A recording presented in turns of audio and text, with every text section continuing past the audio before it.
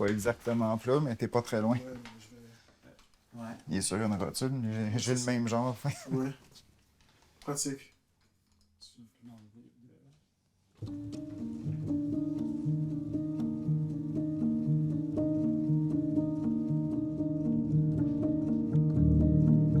Comment va ton dos aujourd'hui? Plutôt bien. Je suis dans la phase correcte de la douleur.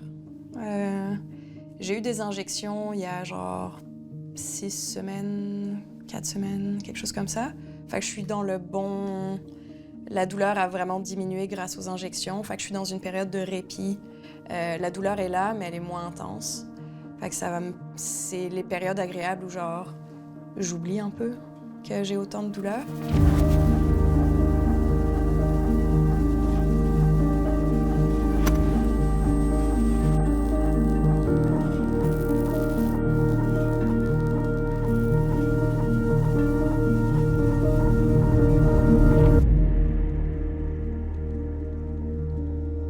C'est une randonnée en Norvège, un des plus hauts sommets de Norvège, Galdhøpiggen.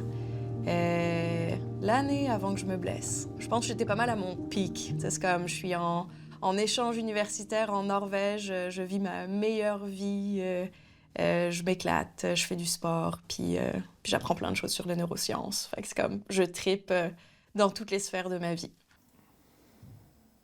J'étais sportive de compétition. Je faisais de l'haltérophilie et de la force athlétique. Fait que des disciplines où tu dois lever des poids beaucoup trop lourds, beaucoup plus haut que ta tête, globalement. Fait que pas une super bonne idée. Allez, comme tu veux. Ça envoie, là, allez. Allez. Et à l'entraînement, je me suis blessée. Donc, je faisais un mouvement qui s'appelle le soulevé de terre ou le deadlift, à un poids plutôt léger pour moi, c'est un poids début d'échauffement d'entraînement. Et là, soudainement, ça a craqué dans mon dos. J'ai entendu le crack. Puis là, j'ai vraiment eu un moment de comme... Oh. On pousse, là.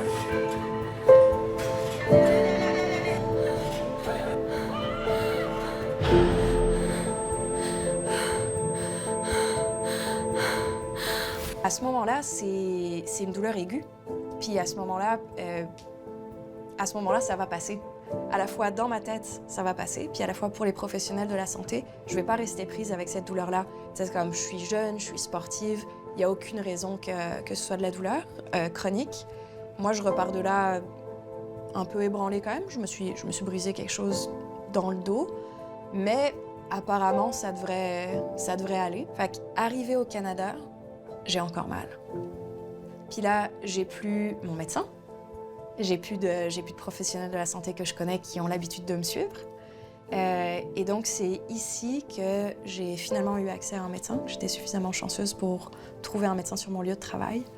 Et puis, c'est cette personne-là qui m'a dit ben, « T'es prise avec ça, comme c'est chronique. » Puis ça a été la première rencontre avec ce médecin-là où il m'a dit « C'est de la douleur chronique. Ça fait quasiment 1 an.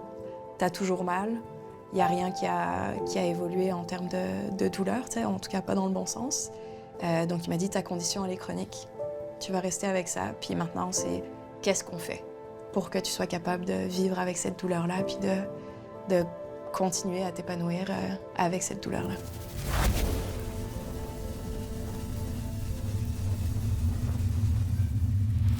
Diagnostiquer la douleur, c'est difficile parce que quand on est rendu avec une douleur chronique, c'est rarement l'articulation ou la structure qui était problématique au début qui continue à faire mal. Il y a de la sensibilisation autour. Si j'ai mal au poignet, à un moment donné, je vais hésiter à bouger mon coude parce que j'ai peur que ça bouge mon poignet. Puis peut-être qu'à un moment donné, ça va être l'épaule. Donc, il y a beaucoup au-delà de la blessure initiale. Puis souvent, la blessure initiale en douleur chronique, elle est guérie, mais il reste de la douleur. Puis pourquoi il reste de la douleur? Parce que les gens ont appris, pas du tout de façon volontaire, mais le cerveau a appris à avoir mal. Mais quand vous avez appris que bouger, que de se tourner dans son lit, que de se lever ou que d'utiliser son bras, ça fait mal, c'est très long avant de détricoter ce chemin-là.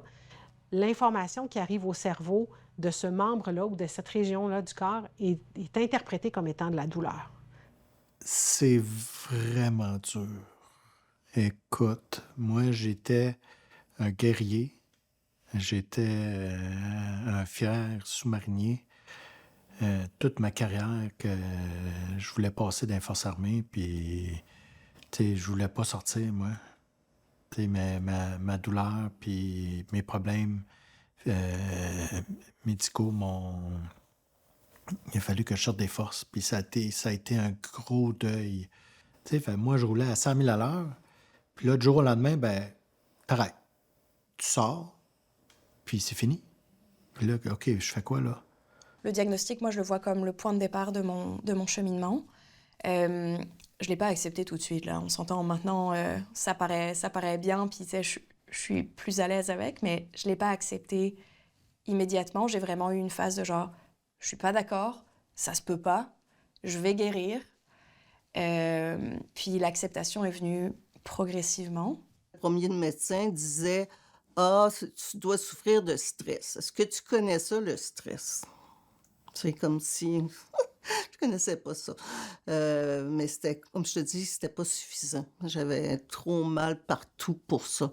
Souvent, on me dit « Ah, tu dois être en dépression. » Je dis « Non, pourtant, j'ai le goût de vivre, j'ai le goût d'avancer, j'aime mon travail. » Pour moi, c'était pas ça.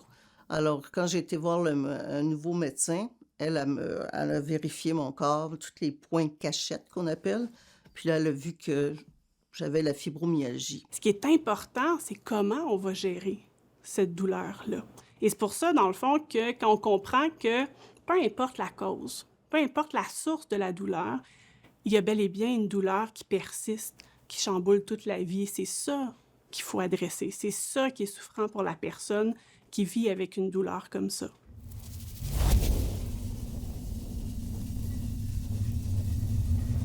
On veut pas avoir mal. Il y a personne qui aime avoir mal. C'est pas... Notre cerveau est pas programmé pour ça. Donc, c'est sûr que l'accepter, de dire que ça va être ton quotidien, 24 heures par jour, 7 jours par semaine, je vous dirais que c'est encore work in progress. Pour certaines personnes, cette quête-là fait partie d'un désir de lutter contre la maladie, contre la douleur, d'essayer de la combattre à tout prix. Et souvent, ça, c'est souffrant. À la longue, ça fait en sorte qu'on investit beaucoup d'énergie dans ce combat-là contre la douleur. Et c'est pas rare que les gens vont s'oublier à travers tout ça. C'est pas rare que les gens vont mettre les choses qui comptent, qui sont importantes pour eux, de côté. Pour moi, ça se pouvait pas ou c'était temporaire. Je pouvais pas accepter du jour au lendemain que je sois semi-invalide jusqu'à la fin de mes jours. Non, je n'étais pas capable d'accepter ça. Accepter l'inacceptable, là. Voici ta condition, tu vas être prise avec. Maintenant, c'est la balle est dans notre camp pour faire quelque chose. T'sais. Fait que moi, ça m'a permis de vraiment me dire, OK, je prends le contrôle. Puis je veux être proactive dans aller mieux et trouver les solutions pour aller mieux. Et si ce médecin-là me l'avait pas dit à ce moment-là, je serais restée dans ma phase de tourment. Puis il y a la dépression qui s'est installée avec la douleur chronique aussi. Donc dans ce moment-là, j'ai à la fois ce diagnostic de douleur chronique et j'ai ce diagnostic de dépression. Les deux sont arrivés en même temps et je pense que c'était nécessaire que ces diagnostics-là soient posés pour aller mieux.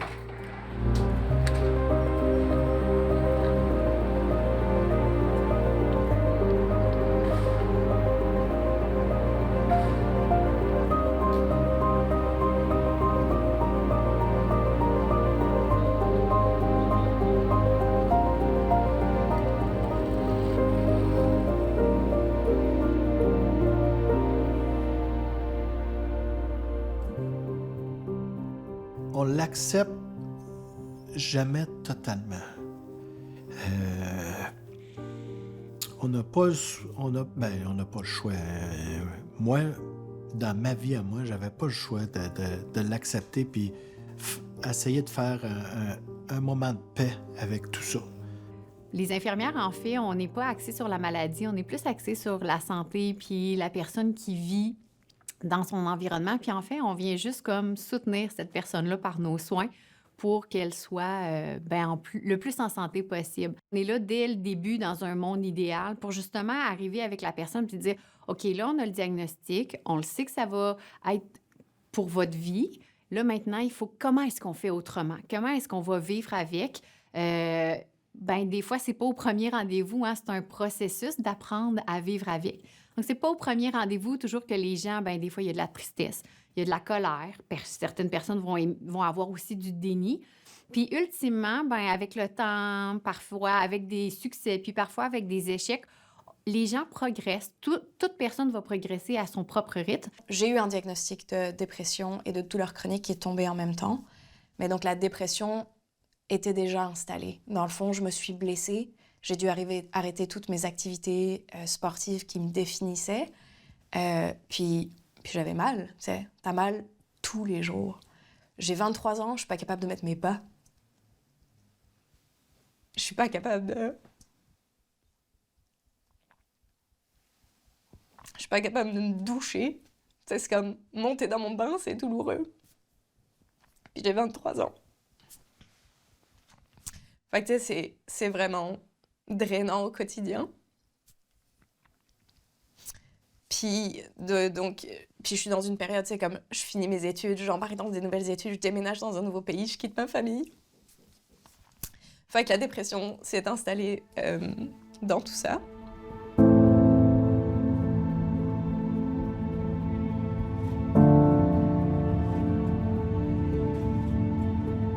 J'étais vraiment dans une période où c'est comme, OK, je suis prise avec quelque chose.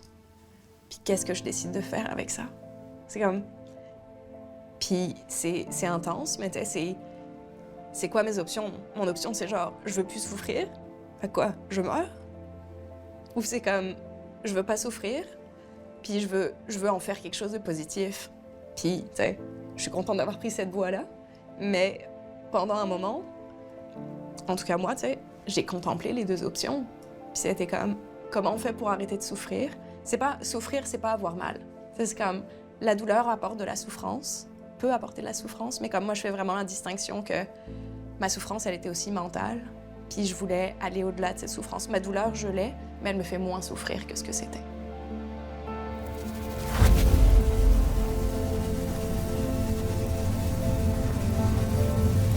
La douleur, dans sa définition qui a été donnée par l'Association internationale pour l'étude de la douleur, c'est une sensation et une émotion. C'est pas un « ou » qu'il y a dans la phrase, c'est vraiment un « et ». La douleur, c'est toujours quelque chose de, oui, sensoriel et d'émotif. C'est quelque chose qu'on va qualifier de désagréable. Si c'est désagréable, ça a une connotation émotive. Nos émotions influencent grandement comment on perçoit la douleur. Puis notre cerveau, il n'est pas très bon à distinguer la douleur physique, je dirais la douleur psychologique. Fait qu'on va souvent parler, par exemple, quand on vit un deuil, on va dire on a mal. On utilise exactement le même mot pour décrire une sensation qui n'est pas une atteinte qui est physique. Mais quand on vit un deuil, ça se peut très bien qu'on ait une boule dans l'estomac, qu'on sente des symptômes qui sont très physiques. Alors pourquoi, en douleur persistante, certains symptômes ne seraient pas des symptômes qui sont associés aussi à nos émotions? Et moi, à force de travailler avec les patients, je me rends bien compte que oui, c'est souvent associé à des émotions.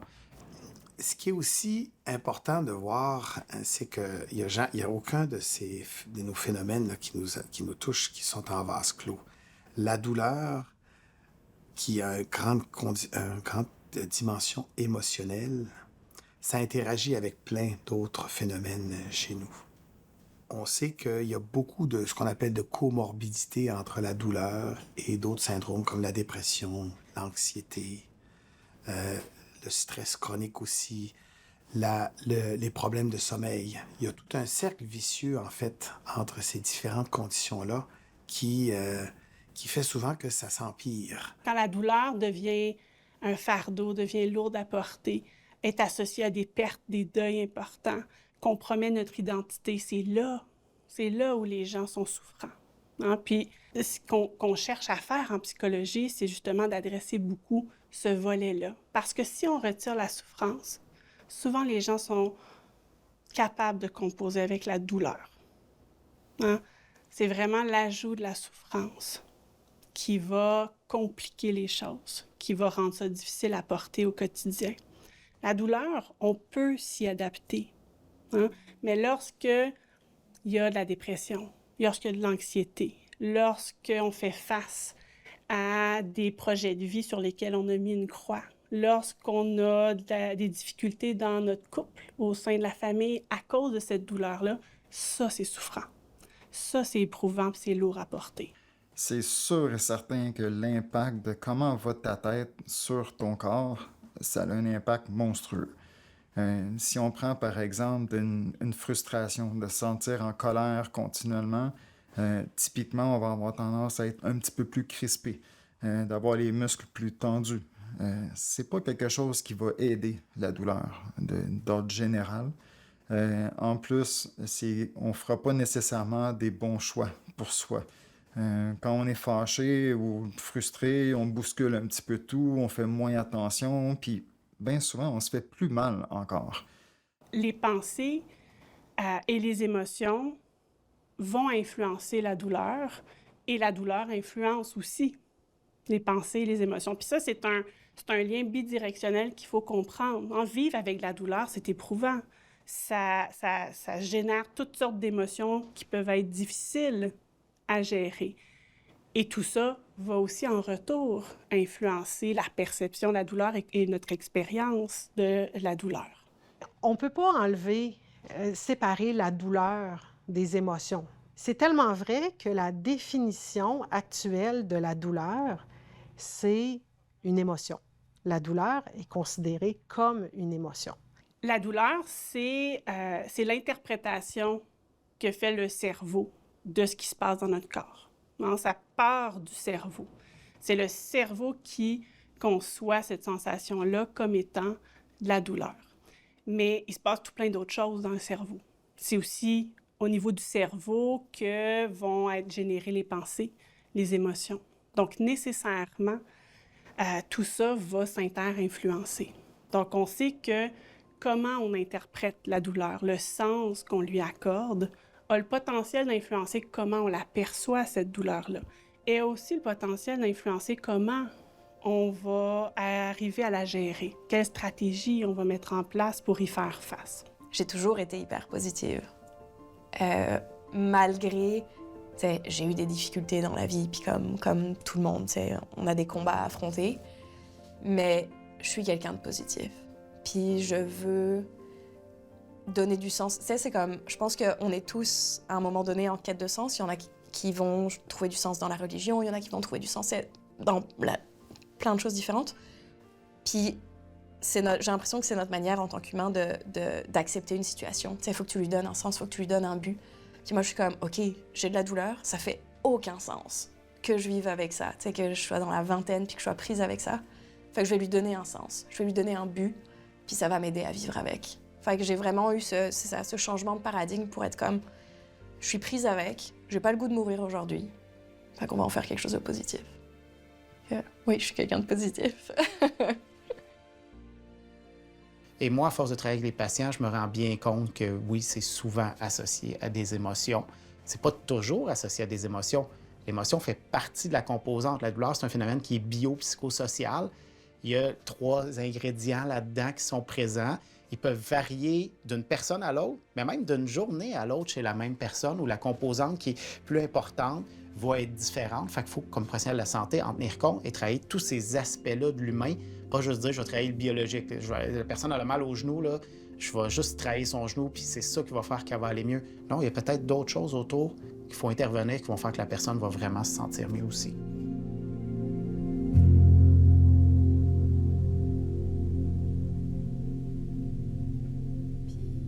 C'est vraiment surprenant, puis ça rejoint beaucoup ce qu'on connaît justement de...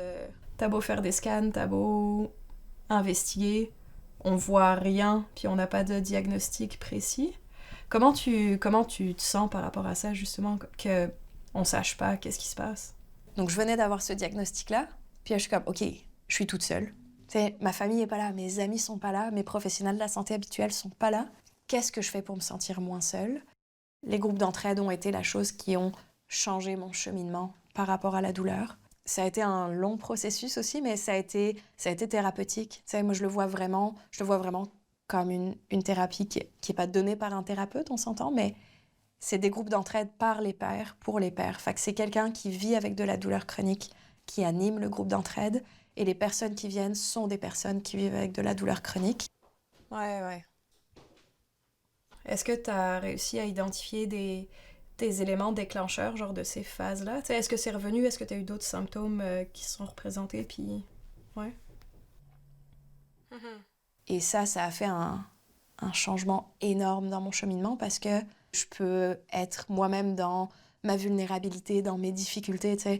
Je peux avoir un espace de parole qui fait que je déverse pas juste sur mon ex. T'sais, je déverse pas juste sur la personne qui partage mon quotidien.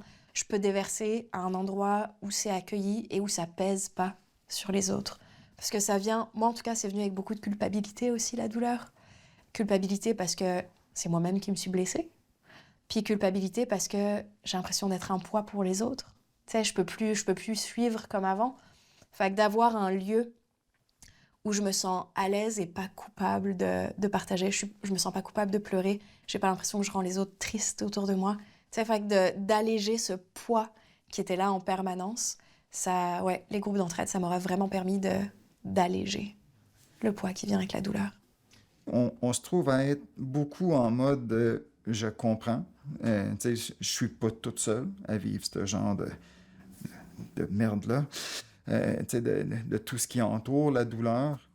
Puis en même temps, on peut être régulièrement en situation de je veux trouver des solutions.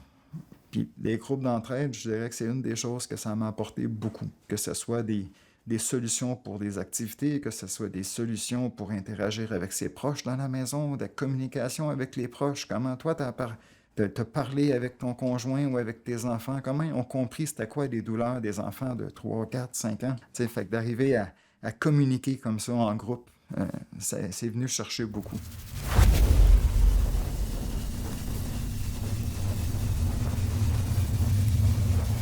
Apprendre à vivre avec sa condition, quelle est l'étiquette ou pas de douleur chronique, juste le fait de ressentir des symptômes puis de les vivre tous les jours de notre vie appelle à la personne à développer des capacités d'adaptation, à développer des stratégies, en fait, soit pour calmer des symptômes, soit pour trouver des alternatives pour réussir à fonctionner, à vivre, à travailler, à s'occuper, se laver, à aller faire ses commissions.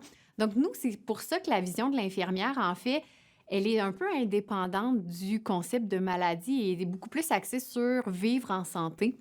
Et la santé, on peut être en santé malgré la présence d'une maladie diagnostiquée. Bon, l'activité que j'aimais le plus, c'était l'activité sportive. C'était faire des choses. Puis, au moment de mon diagnostic, je suis rendue à... Je suis pas capable de marcher jusqu'à l'épicerie sans avoir mal. Je suis pas capable de marcher 300 mètres sans avoir mal. Fait que c'est de réapprendre à marcher, réapprendre à me tenir debout plus que 15 minutes. Et puis après, les choses plus difficiles, par exemple, marcher 4 heures d'affilée, c'est compliqué pour moi. Fait que ça a été, OK, qu'est-ce que je peux mettre en place comme alternatives qui vont m'aider à aller visiter un musée, puis à passer 6 heures dans le musée, si j'ai envie de passer 6 heures dans le musée? Ben, ça a été, premièrement, il y a des fauteuils roulants, généralement, à l'entrée des musées. Ben, tu sais quoi? Je vais en prendre un. Puis je vais le rouler à côté de moi, puis au moment où j'ai besoin de m'asseoir puis de me rouler, ben je vais m'asseoir puis je vais me rouler. J'ai une passion de faire de la moto, puis je partais toute la journée faire des raids avec mes chums, mais là, je suis plus capable. Mais c'est correct. Tu sais, je suis content de sortir quand je peux sortir, puis ma moto est là, puis elle va être là demain. Tu sais, c'est ça, on apprend à vivre avec ça. Ça a été un gros deuil. Puis avec les années, je suis devenu plus sage avec ma douleur, je pourrais dire.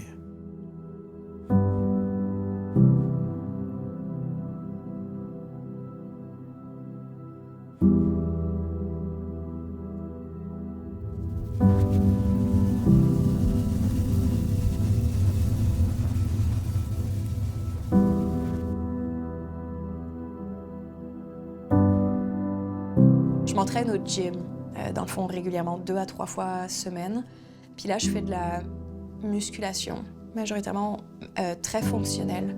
Puis ça, c'est vraiment garder ma ceinture abdominale, garder mes muscles lombaires forts, puis stabiliser la blessure que j'ai. Me faire plaisir aussi physiquement, tu sais, c'est comme retrouver un peu des sensations que j'aimais. Ce qu'on souhaite quand on vit avec une douleur chronique, c'est d'adopter un style de vie sain. Hein? De, par exemple, continuer à bouger, d'essayer de trouver des activités physiques qui sont adaptées à nos capacités, de bien s'alimenter, de bien dormir. Ça fait partie des choses qui vont aussi influencer l'expérience de la douleur. Et ça fait partie de la solution pour mieux composer avec cette douleur-là. Le paramètre le plus important au niveau de l'activité physique, c'est que ça permet de stimuler la libération d'endorphines, qui sont des analgésiques naturels produits par le corps. Puis c'est de se dire, en faisant un peu d'exercice physique à mon rythme, en faisant des choses que j'aime faire, je suis capable en même temps de diminuer ma douleur, mais ça me donne ce sentiment de contrôle sur ma condition, d'être capable de moduler mes symptômes au quotidien. Et c'est ça, c'est pas anodin. Ça va permettre aussi, en fait, si on fait des activités à l'extérieur de la maison, de généralement rentrer en contact avec d'autres gens, qui va favoriser l'exposition, en fait, à des échanges au niveau social, qui n'est pas à négliger pour les patients en douleur chronique.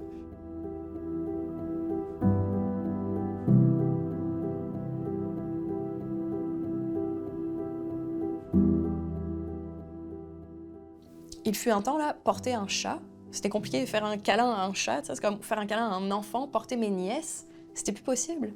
Fait que m'entraîner aussi au gym, c'est me dire que je suis capable de prendre ma nièce dans mes bras, je suis capable de mettre ma nièce sur mes épaules, la prochaine fois que je la vois. Puis ça, c'est hyper important aussi pour moi de rester fonctionnelle, d'être capable de faire des activités qui me tiennent à cœur, sans avoir à réfléchir trop aux conséquences, puis est-ce que je vais encore me blesser? Fait que je me protège via l'activité physique et ça me fait un bien fou parce que je m'active, je bouge, je m'étire. Puis physiologiquement, ça active plein de choses qui diminuent la douleur.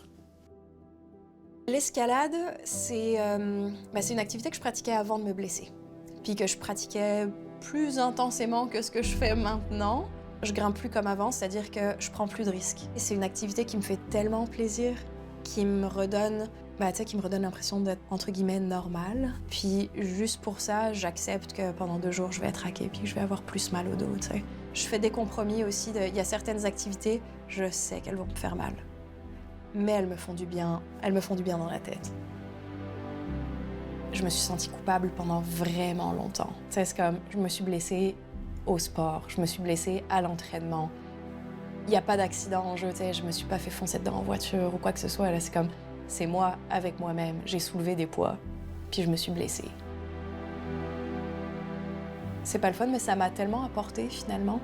Ça m'a tellement apporté, puis je trouve que ça m'amène tellement d'empathie. Ça m'a amené tellement de compréhension par rapport à plein de difficultés que des personnes peuvent vivre et personne s'en rend compte. Tu sais, comme, je trouve que finalement, c'est terrible, mais ça m'amène une telle compréhension des autres, une telle empathie envers les autres que ça, je ne les changerai pas. Tu sais, ça, je veux le garder.